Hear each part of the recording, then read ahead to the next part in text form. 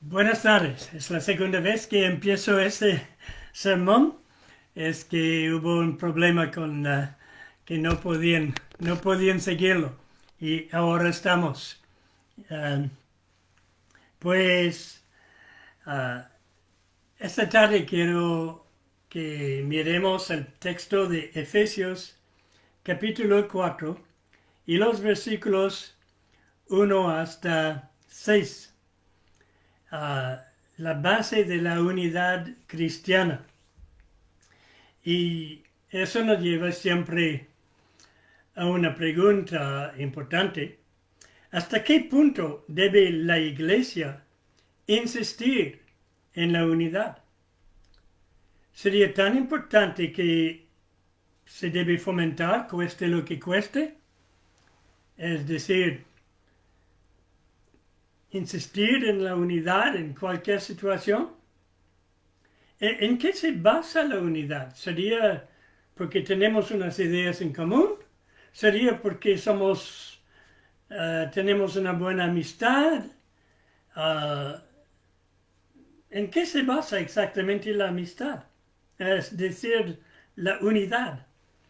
Pues eso vamos a ver y vamos a leer primero el texto de Efesios capítulo 4 y los 6 primeros versículos, donde el apóstol Pablo nos dice: yo pues, preso en el Señor, os ruego que andéis como es digno de la vocación con que fuisteis llamados, con toda humildad y mansedumbre, soportándoos con paciencia los unos a los otros en amor, solícitos en guardar la unidad del Espíritu en el vínculo de la paz. Un cuerpo y un espíritu, como fuisteis también llamados en una misma esperanza de vuestra vocación. Un Señor, una fe, un bautismo, un Dios y Padre de todos, el cual es sobre todos y por todos y en todos. Pues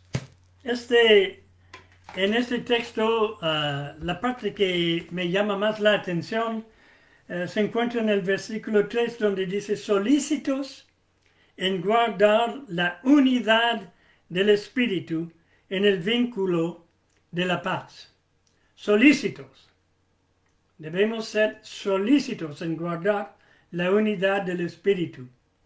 No es alcanzar la unidad del Espíritu, sino guardar la unidad del Espíritu, porque el Espíritu nos unió. Ahora, cuando hablamos de la unidad de los creyentes, la unidad cristiana, a veces se entiende muy mal. Por ejemplo, hay el movimiento ecuménico. En el movimiento ecuménico quisieran unificar todos los movimientos que suelen llamarse cristianos. Así que sea los católicos, los ortodoxos, las diferentes ramas de protestantes, todo lo que quiere llamarse cristiano, que todo se unifica, que todo se une. Pero no creo que eso sea la unidad de la cual se habla aquí en la Biblia. Y lo vamos a ver. Vamos a ver por qué. Ah, Creo que el secreto de la unidad es mirar más hacia Cristo. Para ser más unidos en nuestra iglesia, si cada uno mira más hacia Cristo, más aún que mirarse unos a otros. Les explicaré por qué. Piensen en un triángulo con 3 puntos. Ahora bien, hay punto B y C. Y B y C no pueden venir así. Entonces, ¿de qué manera van a ser más unidos B y C? Pues a medida que se acercan al punto A, se nota que están cada vez más unidos, ¿no es cierto? Y eso es la idea. A medida que nos acercamos a Cristo, que miremos hacia Cristo, pues estamos cada vez más unidos. Bueno, vamos a mirar hacia a ese texto, a ese pasaje, a ver lo que nos dice. Primero, cuando miremos los versículos 4 hasta 6, vemos que hay 7 cosas que nos dan la unidad. 7 cosas en los versículos 4 a 6. Primero, dice un cuerpo. Un cuerpo. Por tanto, dependemos los unos de los otros. Que la iglesia es un cuerpo. Y cada uno somos miembros. Ahora bien, yo sé que en mi cuerpo, si mi mano trabajara en contra de mi ojo, las cosas irían muy mal, ¿no es cierto? Y el cuerpo funciona cuando todos los miembros funcionan juntos, y un cuerpo que está en salud funciona así. Y ya sé que si me duele el pie, pues me duele a mí. ¿Por qué? Porque el pie es parte de mí. ¿No es cierto? Y así que todo mi cuerpo irá protegiendo aquel pie. Si me duele el ojo, lo mismo. ¿Qué pasa? Si tengo algo en el ojo, mi mano va a seguir así. Quiero proteger el ojo, quiero cuidar el ojo, quiero quitar lo que hay en el ojo quizá. Esto da igual. Todos los miembros de mi cuerpo trabajan juntos para cuidar de cada miembro.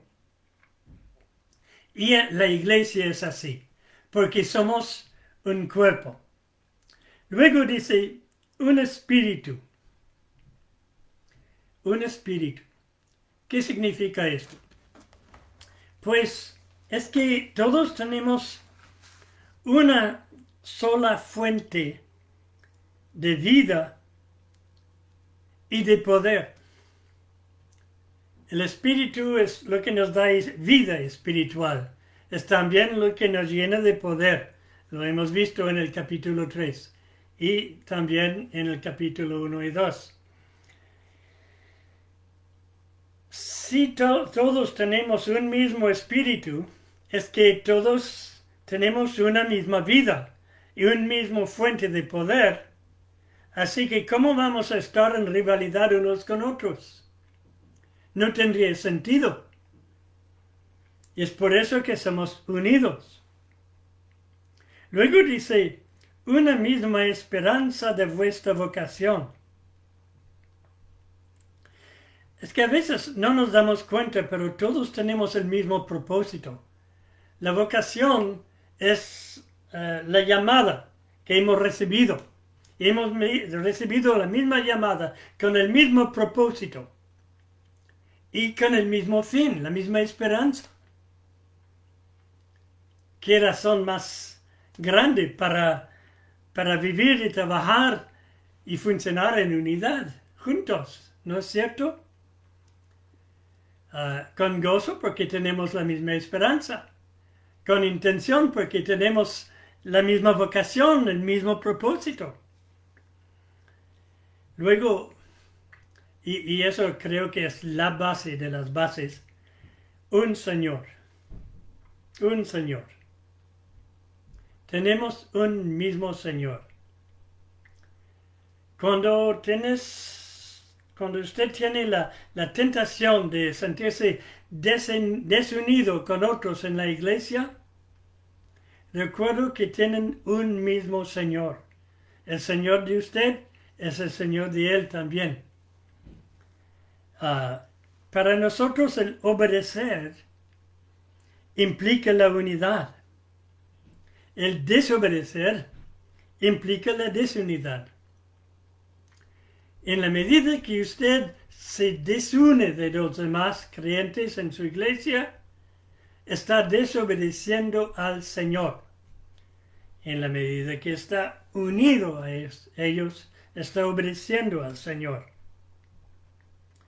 Y luego una fe. Todos somos salvos de la misma manera. No hay uno que es más justo que otro. En Romanos capítulo 3 nos dice, no hay ningún justo en sí mismo. Todos pecaron. Todos hemos buscado nuestro propio camino. Y Jesús nos ha justificado, nos ha atribuido su justicia a cada uno, a todos de igual manera. Todos hemos necesitado el mismo Salvador. Entonces tenemos la misma fe en Él. Somos salvos de exactamente la misma manera, no por obras, para que nadie se gloríe. Y muy a menudo la desunidad viene de que cuando nos glorificamos, nos gloriamos, nos jactamos de ser mejores que otros. Y nos sentimos a veces apartados. Pero no es así. Tenemos una misma fe. Nuestra salvación es por medio de esta fe. Luego tenemos un bautismo. El texto dice un bautismo. Es que todos hemos pasado por el mismo camino. La misma muerte en nosotros mismos al pecado. La misma vida resucitada con Jesucristo. Eso es lo que el bautismo significa. Y hemos expresado nuestra fe con un mismo gesto, con el bautismo en el agua, para demostrar que compartimos esa misma experiencia de muerte y vida con Jesucristo. Y finalmente, un Dios y Padre. ¿Qué significa esto? Es que somos de la misma familia. Somos hermanos y hermanas. Tenemos el mismo Papá Celestial, un mismo Padre. No es cada cual tiene un Padre Celestial a su manera. Tenemos un mismo Padre. ¿Usted cree en Dios? ¿Usted ha sido salvo por Jesucristo? ¿Usted cree que es hijo de uno de los hijos de Dios ahora por medio de Jesucristo? ¿Que Dios es su Padre? Pues también Dios es el mismo Padre del otro miembro de su iglesia. ¿Y cuánta razón nos da esto para ser unidos juntos? Todos los malentendidos que pueden existir entre creyentes, y créeme, los habrá. Siempre habrá malentendidos, porque somos humanos, somos pecadores todavía, y hacemos errores, nos confundimos, y a veces los pequeños egoísmos los ponen en remedio, pues todos los malentendidos que pueden existir entre creyentes no pueden anular las razones que hay para la unidad, porque somos uno en Cristo. Ahora bien, y Jesús en su oración que vemos en el Evangelio de Juan capítulo 17 nos dijo que el Padre hacía que seamos unos. Ahora bien, hay una segundo aspecto aquí que hay que pensar. Es mira, ¿qué es lo que impide la unidad? ¿Qué es lo que rompe la unidad? ¿Qué son los estorbos a la unidad? Bueno, en los mismos versículos 4 a 6, vemos 6 diferentes cosas que pueden ser estorbos a la unidad o hasta hacer que la unidad no esté. Es un poco una repetición en algunas partes ahí. Primero, nuestra unidad es limitada a la creencia en la Trinidad, en el Espíritu, en el Señor, en el Padre. y lo que hemos mencionado. Si alguien no cree en la Trinidad, si no cree en el Padre, en el Hijo, en el Espíritu, pues no tenemos unidad con Él. Esto rompe la unidad o impide que haya unidad. Para empezar, no puede romper lo que no existía.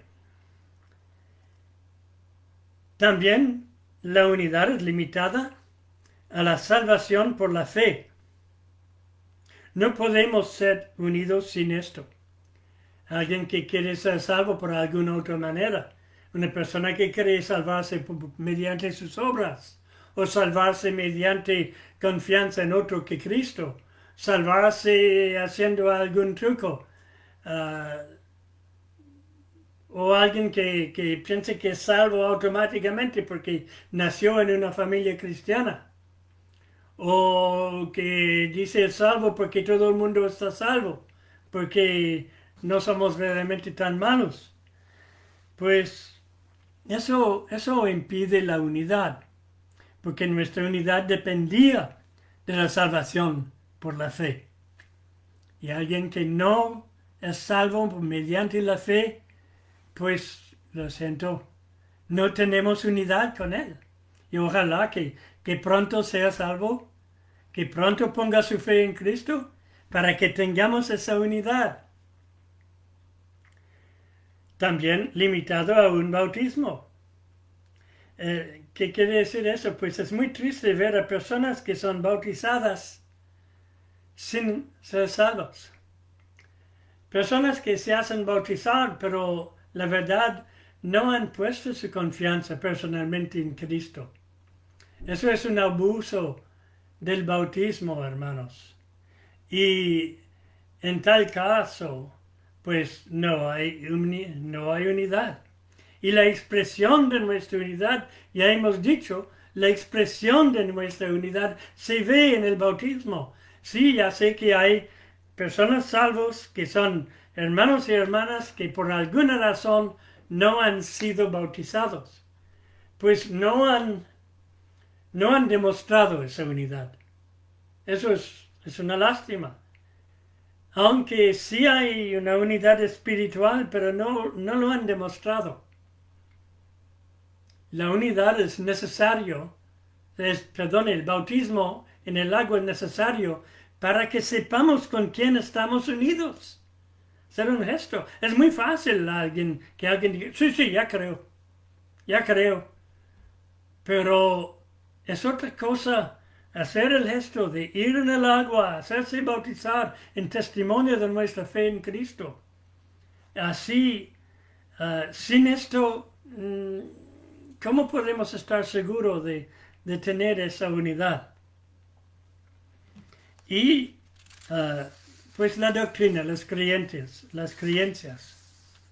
La doctrina, como la doctrina de la salvación, doctrina sobre Cristo, sobre el Espíritu, sobre el Padre, la doctrina de la Iglesia. La doctrina es lo que nos une, pero la doctrina es también lo que nos separa. De paso, la palabra doctrina es la misma palabra que la palabra dogma, que significa simplemente enseñanza. Enseñanza. Entonces la enseñanza nos une, pero también nos separa. Nos separa de aquellos que rechazan la enseñanza. Por eso es muy importante la enseñanza bíblica. Es una de varias razones por las cuales asistimos a la iglesia. Y si no pueden asistir físicamente, pues por teléfono, por internet, y para recibir la enseñanza de la palabra de Dios, porque nuestra unidad depende de esto. Pero también las falsas enseñanzas nos desunen.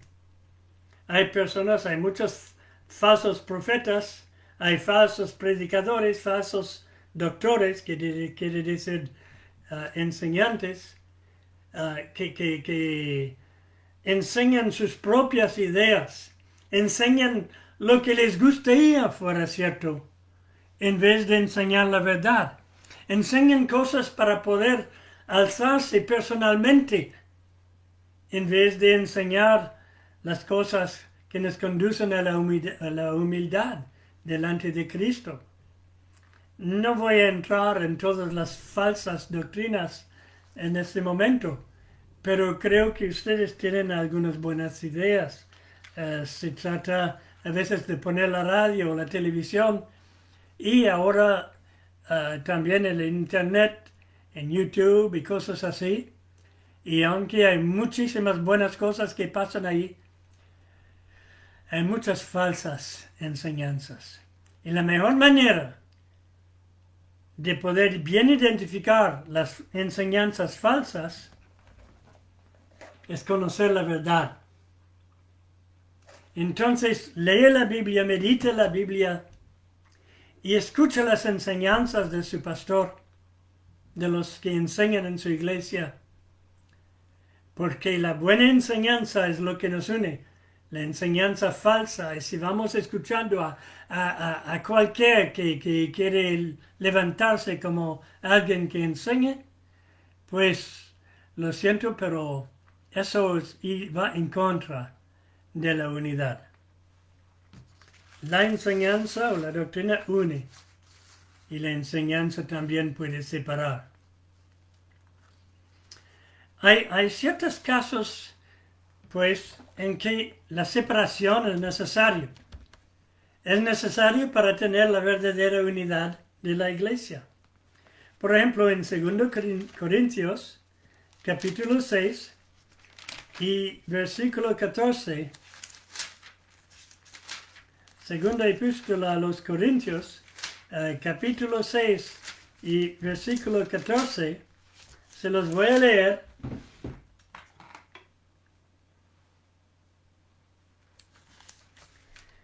Dice, no os unáis en yugo desigual con los incrédulos.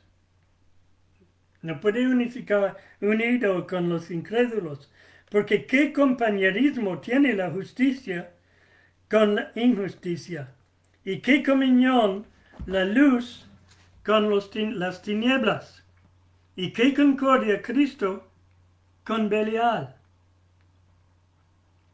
¿O qué parte el creyente con el incrédulo? ¿Y qué acuerdo hay entre el templo de Dios y los ídolos? Porque vosotros sois el templo del Dios viviente. Como Dios dijo, habitaré y andaré entre ellos, y seré su Dios, y ellos serán mi pueblo. Por lo cual, salid de en medio de ellos, y apartaos, dice el Señor. Y no toquéis lo inmundo, y yo os recibiré, y seré para vosotros por Padre, y vosotros me seréis hijos e hijas, dice el Señor Todopoderoso. Así que, amados, puesto que tenemos tales promesas, limpiémonos de toda contaminación de carne y de espíritu, perfeccionando la santidad en el temor de Dios. En otras palabras, separándonos de lo que es malo, de lo incrédulo, eso es lo que nos hace unidos. Parece contradictorio, pero no lo es. Es que hay cosas con que no podemos ser unidos. Y poniéndonos aparte, entonces los que se ponen aparte son unidos. Y cuando nos mezclamos, nos confundimos las cosas y no hacemos claro cuáles son las diferencias, es que la unidad llega a ser muy pobre. Hay también otro texto bastante triste en 1 Corintios capítulo 5 y versículo 11, donde dice, más bien os escribí que no os juntéis con ninguno que, llamándose hermano, fuera fornicario, avaro, o idólatra, o maldiciente, o borracho, o ladrón. Con el tal ni aun comáis. ¿Qué está diciendo ahí? Acaba de explicar que no se trataba de separarse de todo toda persona en el mundo que actúa así, porque estamos ahí en el mundo y estamos ahí para evangelizarlos también y ser un testimonio para ellos, amarlos y bendecirlos. Pero alguien que se llama creyente, que pretende ser un hermano nuestro y que practica esas cosas, tenemos que tomar una posición muy severa, con la esperanza que se arrepiente, obviamente. Pero mientras tanto tenemos que demostrar que hay una diferencia. Luego, en 3 de Juan, capítulo, es un capítulo, la tercera epístola de Juan, no estamos hablando del Evangelio de Juan, la tercera epístola de Juan, hacia el final de la Biblia, un poco antes del Apocalipsis, leemos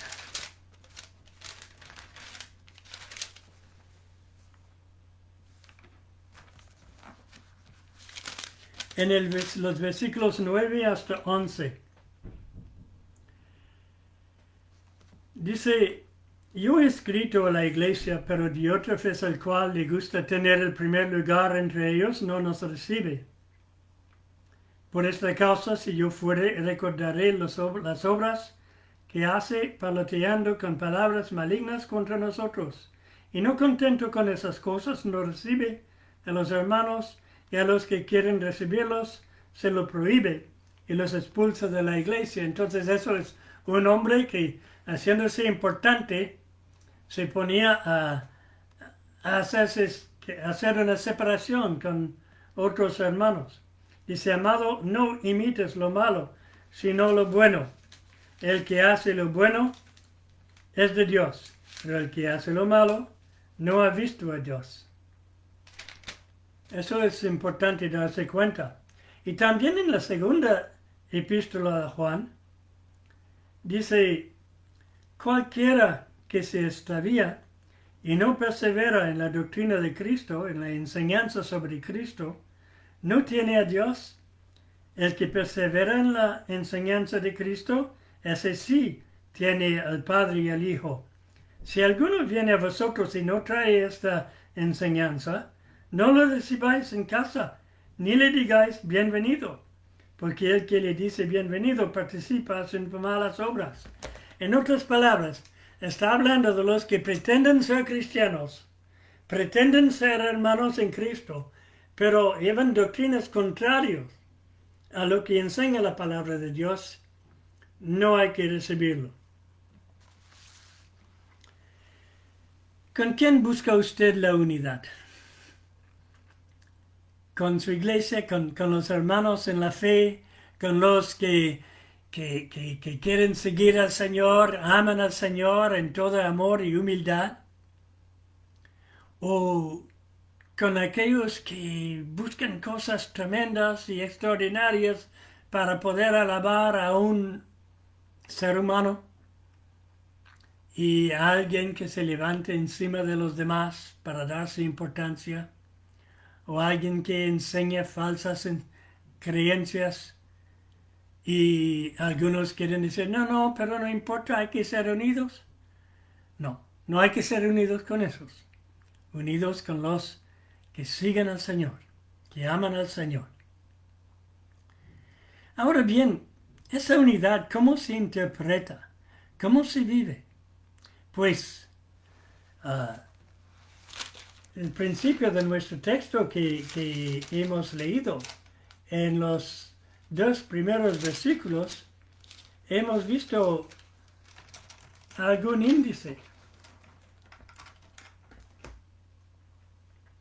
Dice, yo pues, preso en el Señor, os ruego que andéis como es digno la vocación con que fuisteis llamados, con toda humildad y mansedumbre, soportándoos con paciencia los unos a los otros en el amor, solícitos en guardar la unidad del Espíritu en el vínculo de la paz. En otras palabras, esa unidad se interpreta, se vive con amor fraternal, con amor practicado y vivido entre nosotros. Hay que desarrollarse eso. Pasando tiempo unos con otros. Siendo humildes. Con mansedumbre. Mansedumbre es aceptar que todo no va según mi camino, según mi voluntad. Mansedumbre es aceptar que a veces mi propia voluntad no es lo que va a pasar. Entonces, pasando mucho tiempo unos con otros, eso es difícil durante la pandemia, ya entiendo. Hay que también ser mansos en el sentido de respetar las distancias necesarias para el bien físico de todos. Animándose mutuamente. Quizá una llamada a alguien para animarlo. Orando unos por otros.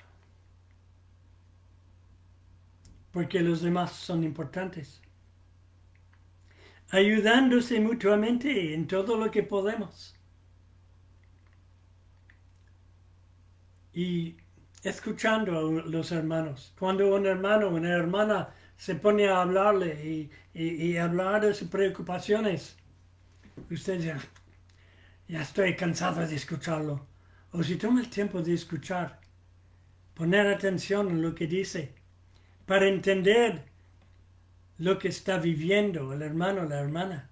Porque esas son maneras en que podemos fomentar, desarrollar esa unidad. Somos unidos en Cristo, somos unidos en el Espíritu, pero queremos fomentar esa unidad, queremos desarrollar esta unidad, cultivar esta unidad de esa manera. La unidad en la iglesia es pues imprescindible. Ya somos unidos, pero a veces no estamos muy unidos. Lo que quiero decir es que a veces esa unidad no parece muy bien en nuestras vidas, en nuestras relaciones, porque ponemos nuestros propios intereses por delante de los intereses de Cristo y por delante de los intereses del cuerpo y de los hermanos. Y como hemos visto, no es una unidad a cualquier coste. Es decir, no todos los que se dicen cristianos lo son. Tenemos que hacer uso de un discernimiento bíblico. Y para hacer esto hay que leer y meditar y conocer la Biblia. Pero donde está la fe en Cristo, donde compartimos una misma salvación, un mismo Señor y un mismo Espíritu, pues no dejemos que nada nos separe. Desarrollemos esta unidad en el amor y en la humildad.